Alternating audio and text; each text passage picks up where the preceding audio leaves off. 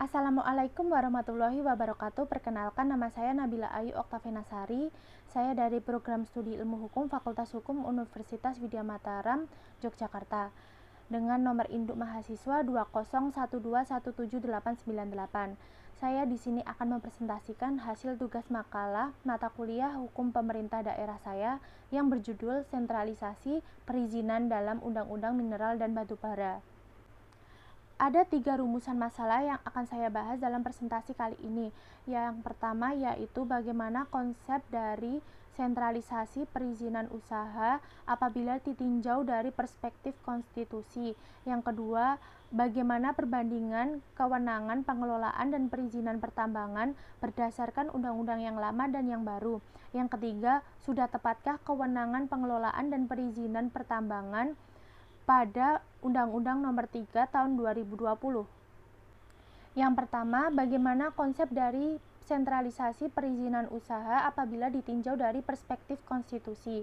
Konstitusi Negara Indonesia yaitu Undang-Undang Dasar 1945, yang mana juga merupakan landasan yang kuat untuk menyelenggarakan otonomi daerah, di mana pada pasal 18 UUD 1945 disebutkan adanya pembagian pengelolaan pemerintahan pusat dan daerah. Dalam Undang-Undang Pemerintahan Daerah dijelaskan bahwa kewenangan perizinan yang dilakukan oleh pemerintah kabupaten atau kota dialihkan kepada pemerintah provinsi.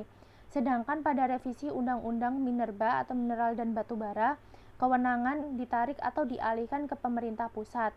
Hal ini menunjukkan suatu adanya ketidakpercayaan pemerintah pusat kepada pemerintah daerah terhadap sistem yang dilakukan sampai saat ini. Pengelolaan lingkungan hidup yang khususnya dalam bidang perizinan akan lebih baik apabila dilakukan dengan otonomi daerah. Pada prinsipnya, proses pengambilan keputusan akan lebih baik mengingat pemerintah daerah yang mengetahui secara detail daerahnya sehingga kebijakan publik dapat lebih diterima dan produktif dalam memenuhi kesejahteraan dalam keadilan. Dalam revisi UU Minerba mengatur tentang sentralisasi perizinan, yang mana perizinan mutlak menjadi kewenangan pemerintah pusat ini jelas bertentangan dengan prinsip lex superior derogat legi inferior. Pada prinsip ini menyatakan bahwa setiap peraturan perundang-undangan yang lebih tinggi mengesampingkan suatu peraturan perundang-undangan yang lebih rendah. Pada intinya, peraturan pemerintah tidak boleh bertentangan dengan undang-undang karena posisinya yang hierarki, akan tetapi prinsip tersebut dihilangkan oleh revisi Undang-Undang Minerba. Sebetulnya, revisi undang-undang yang ini bermaksud untuk memangkas birokrasi yang sangat berbelit atau bertujuan untuk menyelesaikan persoalan hiperregulasi yang terjadi di Indonesia. Namun, apabila upaya itu dilakukan dengan menggunakan cara membentuk suatu undang-undang yang meletakkan suatu kewenangan yang sentralistik yang mengubah seluruh undang-undang, maka hal ini merupakan suatu upaya yang tidak tepat dikarenakan melanggar prinsip konstitusi itu sendiri. Kemudian yang kedua, bagaimana perbandingan kewenangan pengelolaan dan perizinan pertambangan berdasarkan undang-undang yang lama dan yang baru. Secara historis, pengelolaan dan perizinan pertambangan di Indonesia merupakan kelanjutan dari hukum pertambangan yang berlaku sebelum kemerdekaan. Pada tahun 1967, kebijakan-kebijakan di sektor pertambangan menyesuaikan dengan Undang-Undang Nomor 11 Tahun 1967 tentang ketentuan-ketentuan pokok pertambangan. Kemudian, pada tahun 1999, negara Indonesia itu telah memasuki era reformasi otonomi daerah, yang mana ditandai dengan lahirnya Undang-Undang Nomor 22 Tahun 1999 tentang pemerintah daerah. Berdasarkan Undang-Undang Pemerintah Daerah tersebut, prinsip otonomi daerah telah memberikan kewenangan yang luas bagi daerah dengan menganut asas desentralisasi. Akan tetapi, pada bidang pertambangan sendiri masih menganut UU Pertambangan yang mana menganut asas sentralistis dalam pengelolaan usaha pertambangan.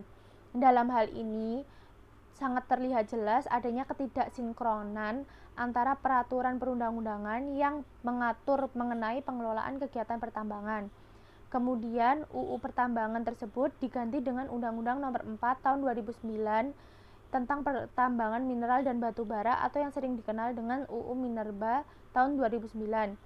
Adanya UU Minerba ini telah menghapuskan model kontrak karya yang digantikan dengan sistem perizinan yang dikenal dengan izin usaha pertambangan atau IUP. Berdasarkan UU Minerba, pemerintah daerah, baik tingkat kabupaten atau kota maupun tingkat provinsi, dapat melakukan penerbitan IUP, akan tetapi dalam praktiknya sering terjadi pertentangan terkait kepemilikan kewenangan dalam penerbitan IUP. Akhirnya pada tahun 2020 yang lalu, pemerintah mengesahkan revisi UU Minerba, yakni Undang-Undang Nomor 3 Tahun 2020 tentang pertambangan mineral dan batu bara. Adanya revisi UU Minerba ini terdapat beberapa perubahan yang cukup signifikan. Salah satunya dalam pengambil alihan kewenangan untuk mengatur dan mengelola mineral dan batu bara pada pemerintah pusat, termasuk kaitannya dengan penerbitan IUP.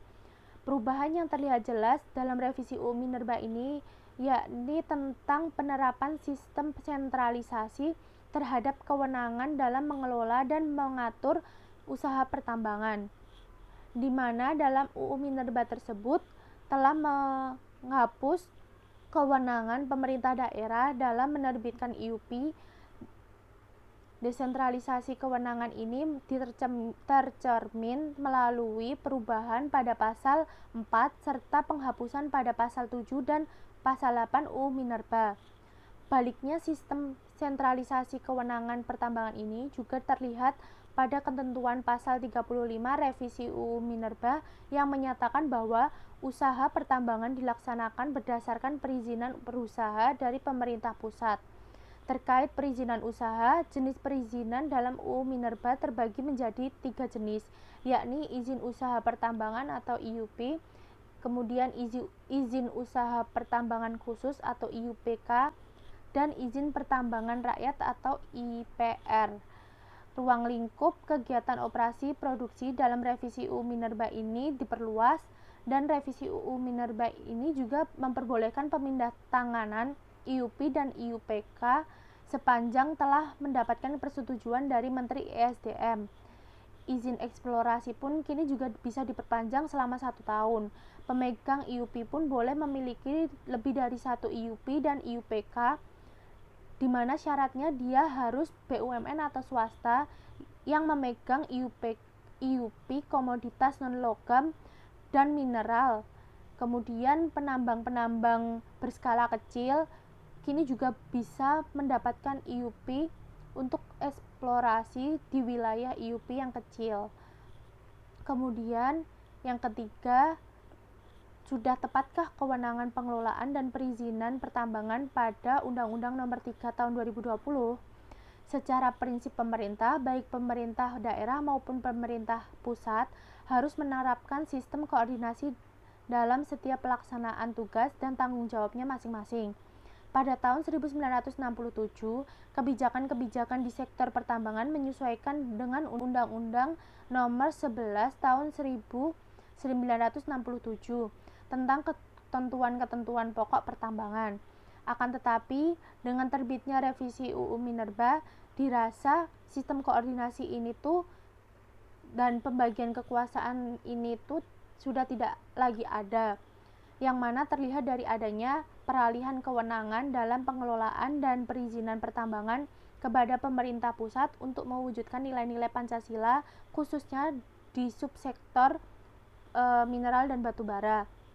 Kemudian secara yuridis, disahkannya revisi UU Minerba pada tahun 2020 yang lalu dilakukan guna menyelaraskan regulasi terkait seperti Undang-Undang Nomor 23 Tahun 2014 tentang pemerintah daerah, yang mana memberikan kewenangan dalam pengelolaan pertambangan dari pemerintah kabupaten atau kota kepada pemerintah provinsi dan juga pemerintah pusat.